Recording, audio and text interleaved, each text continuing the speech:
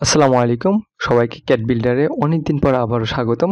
Technical সমস্যার কারণে অনেকদিন ভিডিও তৈরি করা বন্ধ ছিল। এখন থেকে আবার ক্যাট বিল্ডার চ্যানেলে নিয়মিত ভিডিও পাওয়া যাবে ইনশাআল্লাহ। পার্ট 16 আমরা শুরু করতে যাচ্ছি এবং এই পার্টে আমরা শিখব লেআউট এবং পেপার স্পেস সম্পর্কে। তাহলে চলুন এটা ইন্ট্রোডাকশনটা জেনে নেওয়া যাক এই ভিডিওতে। অটোক্যাডে এই পর্যন্ত আমরা যেসব কাজকর্ম করেছি সব এই মডেল স্পেস ভিউতে, কিন্তু এর বাইরেও এখানে বেশ কয়েকটা ভিউ আছে। আমাদের সামনে আমরা একটা ড্রয়িং দেখতে পাচ্ছি যেটার একটা 2D ফ্লোর প্ল্যান, একটা ইস্ট এলিভেশন এবং একটা ফ্রন্ট এলিভেশন আছে, এবং এই ড্রয়িংটা আছে মডেল স্পেস ভিউতে। এর ছাড়াও এর বাইরে বেশ কিছু ভিউ তৈরি করা যায় যেগুলা প্লটিংয়ের কাজে, অর্থাৎ আমাদের ফাইনাল আউটপুট পাওয়ার জন্য এবং প্রিন্টিং করার জন্য অনেক বেশি কাজে লাগে। সেইবার যদি আমরা নিচে লক্ষ্য করি দেখতে পাবো model, layout one, layout two নামে বেশ কয়েকটা অপশন, অথবা এইখানে আমরা মাউস পয়েন্টারটা রাখলে আমরা আমাদের লেআউটগুলো দেখতে পাবো, ডিফারেন্ট লেআউট। সো এইখান থেকে ক্লিক করে আমরা লেআউটে যেতে পারি, অথবা এই নিচেও গিয়েও আমরা লেআউটে যেতে পারি। এখন এই লেআউটটা বিভিন্নভাবে পরিমার্জন সংশোধন করা যায়।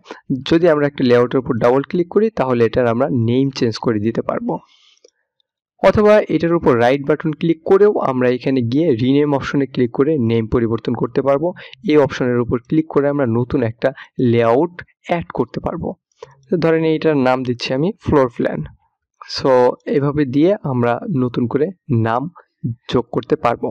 সো আমরা আবার মডেল স্পেস লেআউটে চলে আসলাম। এখন নিচে যে এই লেআউট বারগুলা দেখা যাচ্ছে এইগুলা আপনার কম্পিউটারে নাও দেখা যেতে পারে, সেজন্য আমাদের ভিউ অপশনে চলে যেতে হবে এবং সেখানে এই যে ইন্টারফেসে গিয়ে আমরা লেআউট ট্যাবস এই অপশনটাকে চেকড রাখতে হবে। সো এটা এখন চেকড করা আছে, আমি যদি আনচেকড করে দিই তাহলে আমরা আর এখানে লেআউটের অপশনগুলো দেখতে পাবো না, কিন্তু স্টিল নাও আমরা এখান থেকেও এই অপশনগুলোকে দেখতে পারবো, অর্থাৎ লেআউট অন, লেআউট টু, এবং আমি ফ্লোর প্ল্যান লেআউট নামে একটা লেআউট ক্রিয়েট করেছি সেটাও আমরা দেখতে পাবো।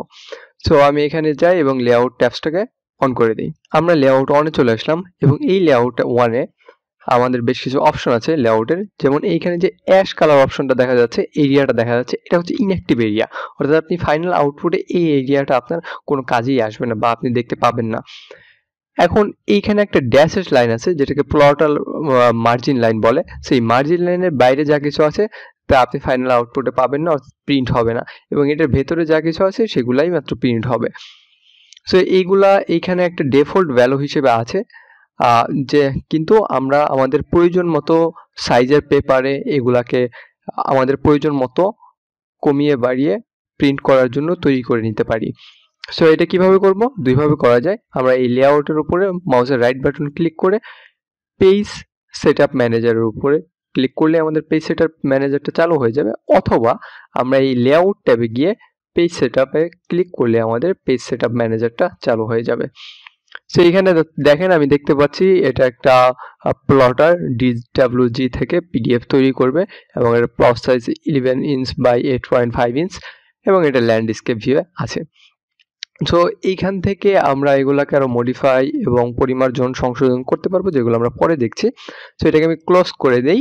সো এখানে হচ্ছে আমাদের একটা ভিউ পোর্ট আছে যেটা সম্পর্কে আমরা একটু পরে জানবো, কিন্তু তার আগে ধরেন এটাকে আমি ডিলিট করে দিলাম। এখন আমাদের কমপ্লিটলি ব্ল্যাঙ্ক একটা প্লট দেখা যাচ্ছে, অর্থাৎ একটা পেপার স্পেস দেখা যাচ্ছে।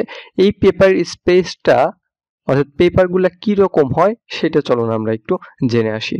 সর্বপ্রথম আমরা আইএসও এ সিরিজের পেপার সবচেয়ে বেশি ইউজ হয় এবং এটা নিয়ে কথা বলবি। আইএসও এ সিরিজ শুরু হয় A0 থেকে, তারপর A1, A2, A3, A4, A5 এভাবে এটা চলতে থাকে। আইএসও সিরিজের সবচেয়ে বড় পেপারটা হচ্ছে A0 এবং A0 পেপারের এরিয়া হচ্ছে 1 মিটার স্কোয়ার। এবং মজার ব্যাপার হলো যদি আপনি এই A0 পেপারটার লেন্থকে এটার উইডথ দ্বারা ভাগ করেন তাহলে আপনি ভাগফলটা √2 পাবেন, এটা সব সময়। সো এটা A0 এর ক্ষেত্রেও, A1 এর ক্ষেত্রেও, A2 এর ক্ষেত্রেও, A3, A4 সবগুলো পেপারের ক্ষেত্রে যদি আপনি লেন্থকে উইডথ দ্বারা ভাগ দেন তাহলে আপনি সবসময় ভাগফলটা √2 পাবেন। যদি আপনি A0 পেপারকে অর্ধেক বরাবর কেটে ফেলেন তাহলে আপনি A1 দুইটা পেপার পাবেন। তারপর যদি আপনি A1 পেপারকে অর্ধেক বরাবর কেটে ফেলেন তাহলে আপনি A2 দুইটা পেপার পাবেন, এবং A2 পেপারকে যদি আপনি কাটেন তাহলে আপনি A3 দুইটা পেপার পাবেন, এবং এইভাবে আপনি যতদূর কাটতে থাকবেন আপনি তত ছোট সাইজের পেপার পাবেন। অর্থাৎ A3 কে যদি আপনি কাটেন তাহলে আপনি A4 পেপার পাবেন, যেটা আমরা অনেক বেশি ব্যবহার করি। বাট ড্রয়িং এর ক্ষেত্রে A0, A1, A2 এগুলা ব্যবহার করা হয়। এখন বিভিন্ন ধরনের পেপার আছে, ANSI, ISO A, B, C series, architectural series, American standard, legal, letter, tablet. But আমরা সবচেয়ে আইএসও এই সিরিজের পেপারটা ব্যবহার করি আমাদের ড্রয়িং প্রিন্ট করার জন্য। তো এই ছিল আজকের ভিডিওতে। নেক্সট লেসনে দেখা হবে। ততক্ষণ ক্যাড বিল্ডারের সাথেই থাকুন, শেয়ার করে দিন সবার সাথে। ধন্যবাদ সবাইকে।